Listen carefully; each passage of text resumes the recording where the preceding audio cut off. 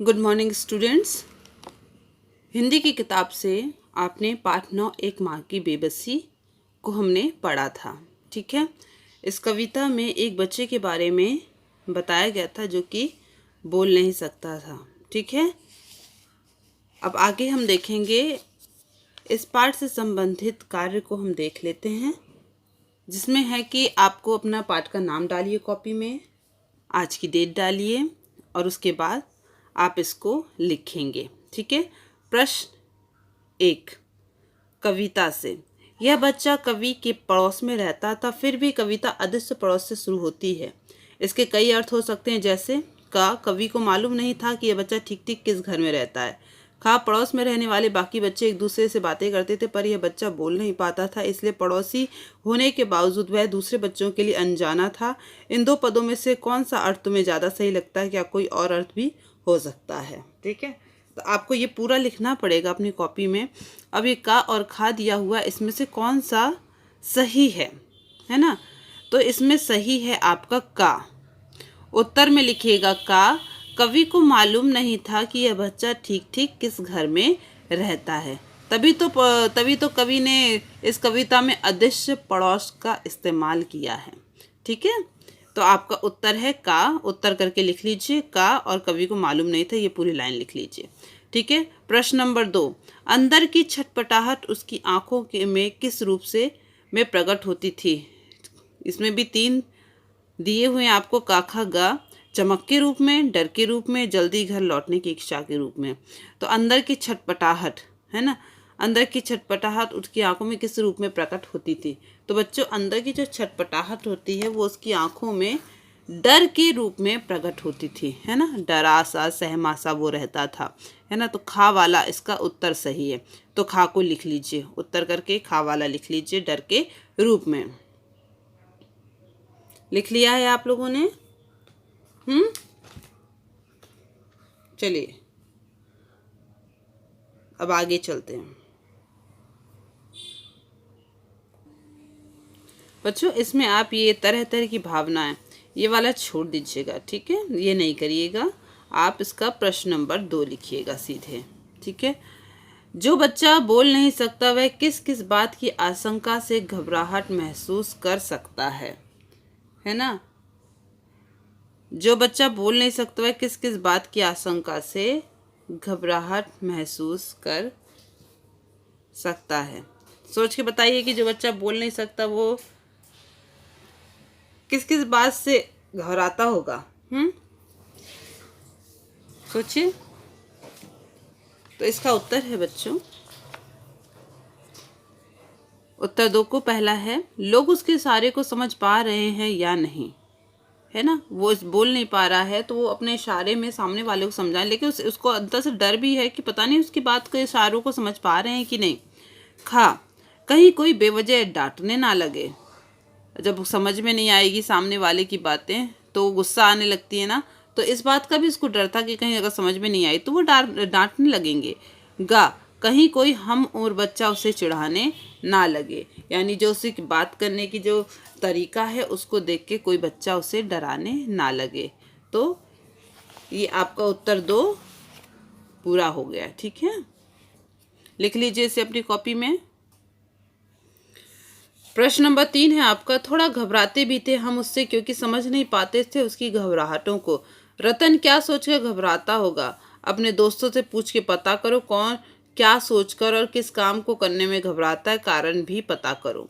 ठीक है। तो यहाँ पे ये देखिए आपके 3 कॉलम दिए हुए हैं। दोस्त सहेली का नाम, किसी बात से घबराता है, किस बात से घबराता है, घबराने का कारण।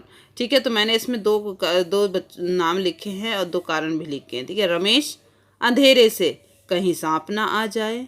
रीना, नदी से कहीं फिसल कर गिर ना जाए। तो ऐसे ही आप भी कोई भी अपने मन से सोचिए कि कौन, किसी का नाम लिखिए, वो किस बात से घबराता है वो लिखिए, और घबराने का कारण भी लिखिए। ठीक है। अपने मन से सोचिए, आप भी किसी चीज़ से घबराते होंगे, आप अपना नाम भी लिख सकते हो यहाँ पर। ठीक है। इस तरह से इसको आप पूरा करेंगे। ठीक है। भाषा के रंग, कवि ने इस बच्चे को टूटे खिलौने की तरह बताया। जब कोई खिलौना टूट जाता है तो वह उस तरह से काम नहीं कर पाता जिस तरह से पहले करता था। संदर्भ के अनुसार खाली स्थान भरो। ये आपका दिया हुआ है और यहाँ पे खाली स्थान में मैंने लिख दिया है। ठीक है, जैसे गाड़ी पहिया निकल जाने पर चल नहीं पाती, गुड़िया सीटी निकल जाने पर बज नहीं पाती, गेंद हवा निकल जाने पर उछल नहीं पाती, जोकर चाबी निकल जाने पर हंसा नहीं पाता। तो बच्चों ये भी अपनी कॉपी में आप कर लीजिएगा। दूसरा, बेबस सबसे बे और वश को जोड़कर बना। यहाँ बे का अर्थ बिना है। नीचे दिए शब्दों में यही बे छिपा है। इस सूची में तुम और कितने शब्द जोड़ सकते हो? ठीक है, तो जैसे बेजान, बेचैन, बेसहारा, बेहिसाब। देखिए सब में बे से शुरू हो रहा है, तो ऐसे ही आपको भी कुछ शब्दों को लिखना है। तो जैसे बेवजह, कोई भी काम बेवजह करते हैं ना लोग। बेघर, जिसका कोई घर ही ना हो। बेशरम, बेईमान। देखिए बे से ही ये शब्द शुरू हुए। आपको भी अगर ऐसा कोई शब्द समझ में आता है तो आप अपनी कॉपी में इसी तरह से लिख सकते हैं। ठीक है, इतना काम आपका पूरा हो गया। अब है देखने के तरीके। देखने के तरीके में पहला है आपका, इस कविता में देखने से संबंधित कई शब्द आए हैं। ऐसे 6 शब्द छांट कर लिखो। यानी देखने से संबंधित, जो कि देखने की ओर इशारा कर रहे हो, ऐसे शब्दों को आपको छांटना है और उनको 6 शब्द आपको ऐसे लिखने हैं। ठीक है, तो आपके ये हैं। उत्तर में अदृश्य, देखने में इशारे, निहारती, आँखों में झलकती। ये जितने भी शब्द आपके मैंने लिए हैं ये देखने से ही संबंधित हैं। ठीक है, लिख लिया आपने इनको। आगे, माँ की आँखों में झलकती उसकी बेबसी। माँ की आँखों में झलकती उसकी बेबसी।